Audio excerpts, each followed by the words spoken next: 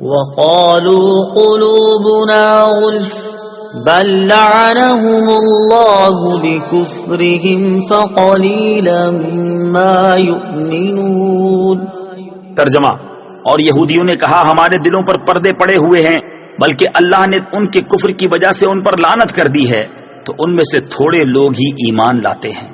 قلوبنا غلف، ہمارے دلوں پر پردے ہیں۔ یہودیوں نے مذاق اڑانے کے طور پر کہا تھا کہ ہمارے دلوں پر پردے پڑے ہوئے ہیں۔ ان کی مراد یہ تھی کہ حضور اقدس صلی اللہ تعالی علیہ وآلہ وسلم کی ہدایت ان کے دلوں تک نہیں پہنچتی۔ اللہ تعالیٰ نے اس کا رد فرمایا کہ یہ جھوٹے ہیں۔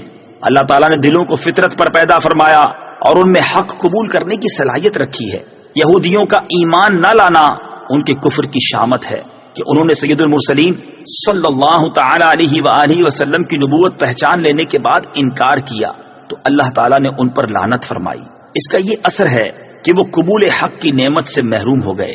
آج بھی ایسے لوگ ہیں کہ جن کے دلوں پر عظمت رسالت سمجھنے سے پردے پڑے ہوئے ہیں۔